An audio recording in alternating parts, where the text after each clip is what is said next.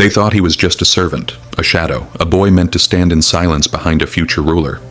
But on the night when an entire city-state tried to break the heir of House Lysandros, when generals, diplomats, and rival nobles circled like wolves, something happened they never expected. Alexion didn't face them alone. Behind him stood Theron, the quiet boy no one understood. The boy the advisors once tried to push out. The boy whose presence kept the heir from collapsing under pressure.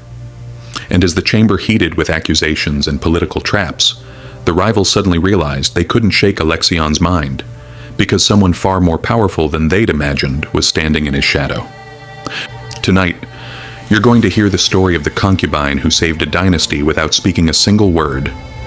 If you enjoy this dark histories, leave a like and subscribe.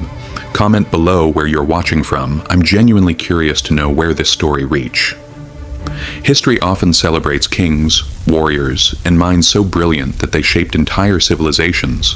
But the people who lived in the shadows of those figures, the ones who quietly influenced decisions, soothed tempers, eased fears, and witnessed the most private moments of the powerful, are rarely, if ever, mentioned.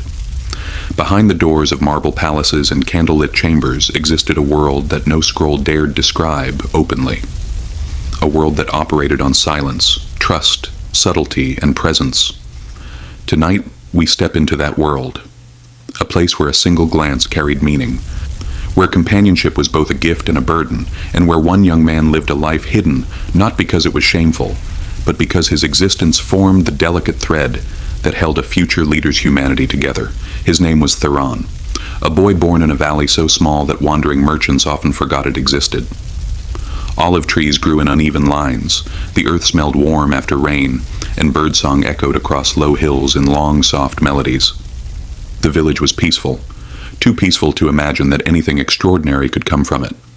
Theron was quiet, observant, and thoughtful. He rarely spoke unless necessary.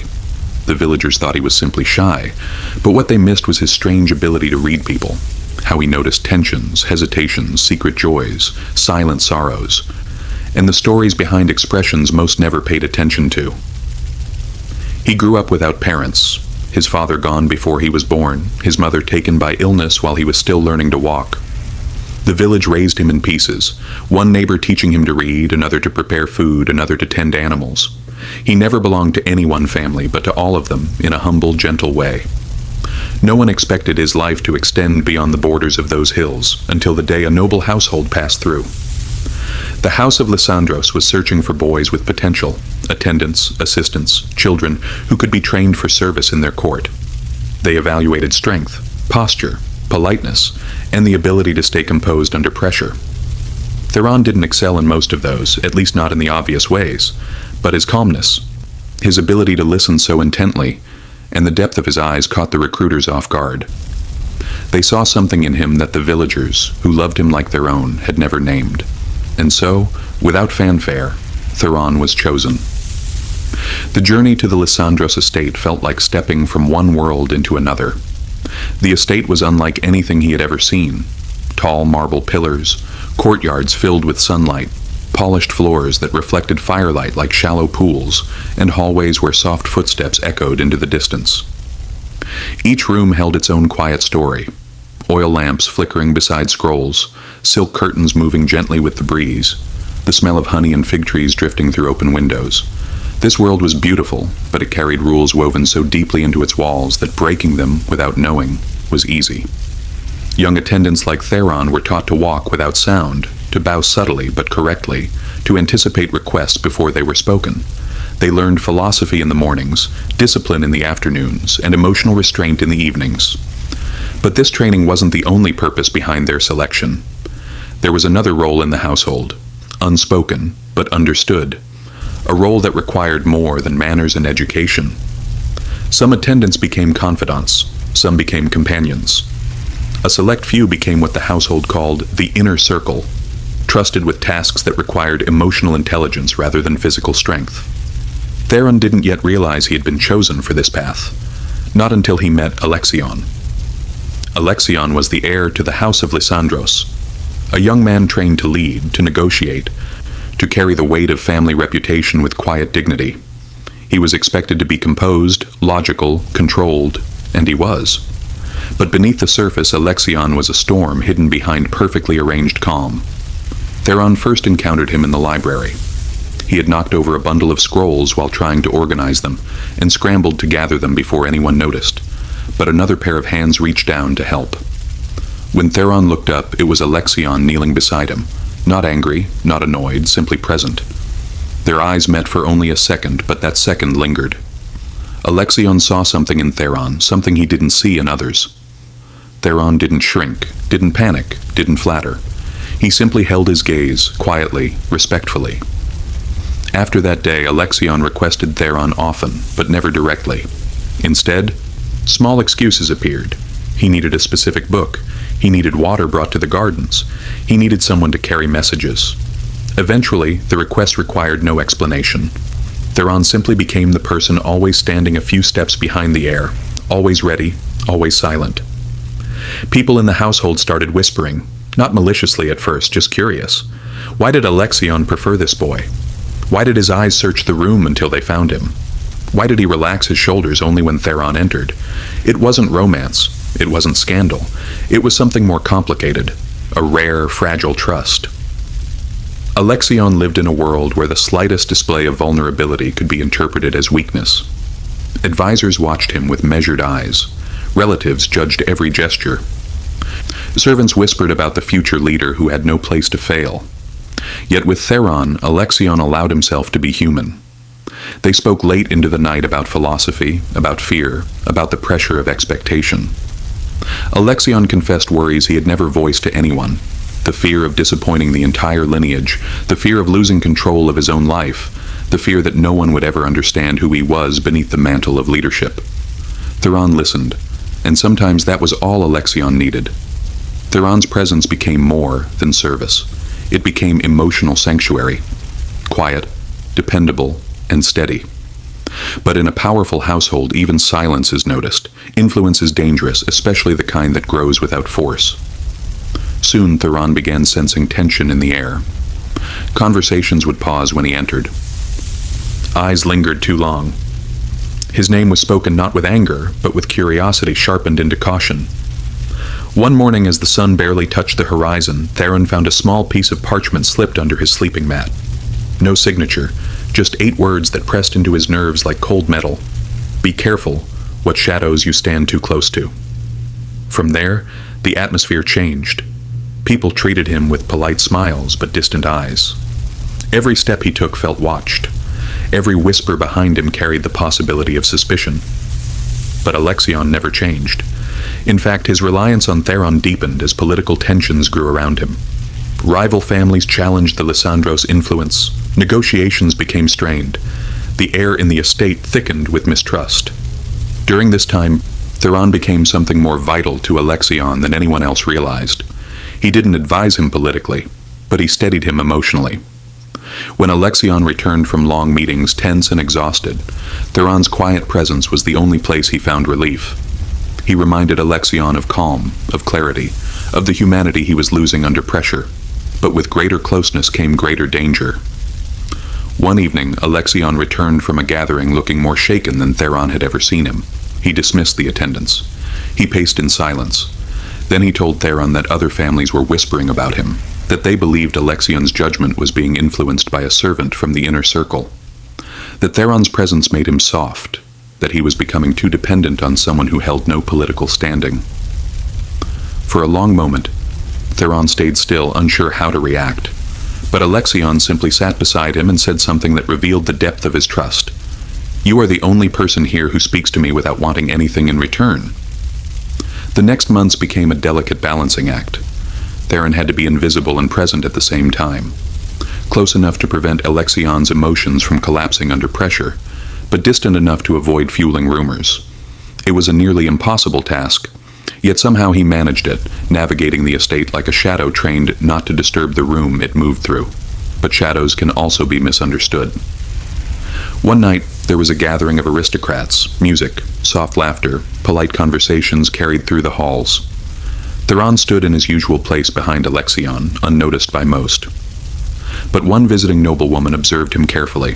She was older, intelligent, calculating. She approached Alexion, spoke with him briefly, then glanced at Theron in a way that suggested she was studying a puzzle piece she hadn't expected to find. Later that night, she approached Theron directly. She told him she knew exactly what his role was, that the Lysandros heir trusted him more than anyone else. And then she said something that chilled him. "Do not underestimate your influence. You may not see it, but everyone else does." In her tone, it wasn't a compliment. It was a warning. What Theron didn't realize was that influence, even unintended influence, shifts the balance of power, and power shifts create fear. In the following weeks, subtle attempts were made to distance him from Alexion, reassign duties, small relocations, distractions crafted to pull him away. But Alexion rejected every attempt, insisting that Theron remain close. That insistence only increased the tension. The most difficult moment came when Alexion's father requested a private audience with Theron. The head of the household wasn't cruel, but he understood politics better than anyone. He explained that Alexion needed to appear strong, independent, untouchable. That emotional reliance, especially on someone without rank, could be used against him. Theron listened, heart pounding.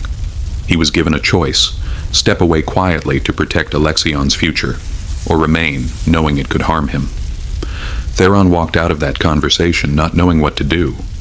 But the moment he saw Alexion later that evening standing alone in the courtyard, staring at the horizon as if searching for something he couldn't name, Theron understood the truth. Leaving would break him more than staying ever could. So, he stayed. Not out of ambition, but out of loyalty. Loyalty to the person beneath the title, the young man burdened by expectations he never asked for. But loyalty often comes with a price. As political tensions escalated, Alexion faced decisions that could either strengthen his family's position or expose them to rivals. Those close to him pressured him to be more ruthless, more strategic, more calculating. Theron saw the conflict inside him, the desire to lead with compassion versus the demand to lead with force, and through it all he remained Alexion's constant, his quiet presence, his anchor, his reminder of the world beyond politics.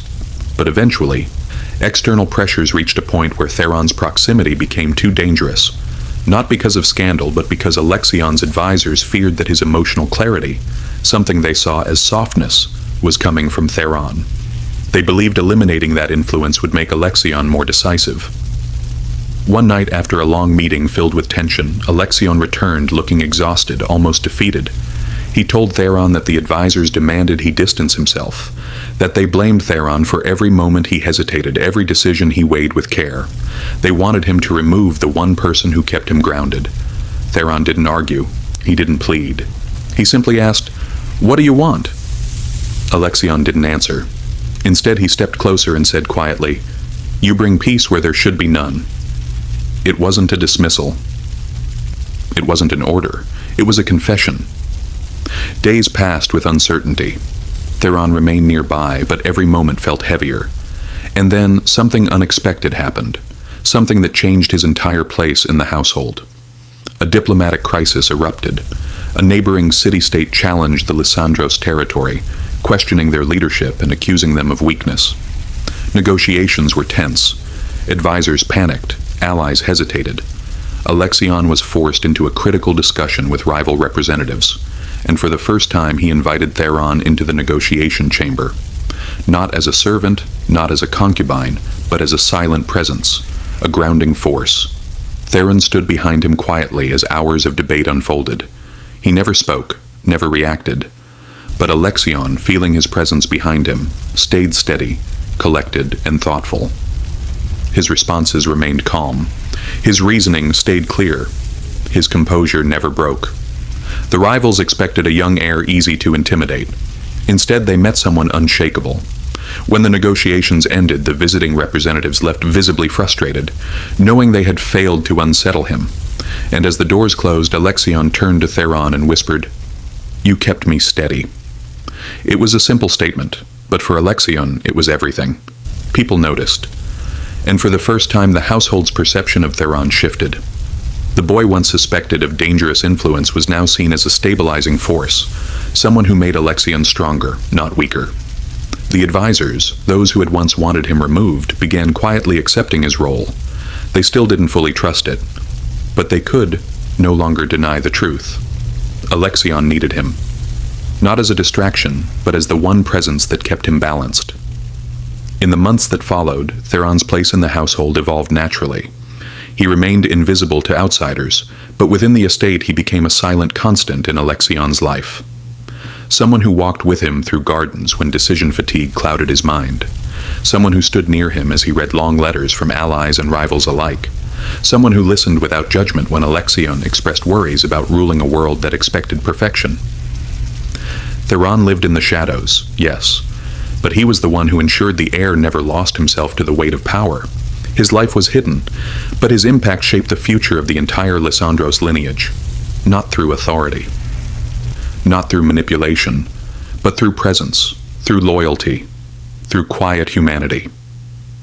And history, though it rarely writes about people like him, is often shaped just as much by those who stand behind the powerful as by those who stand in front.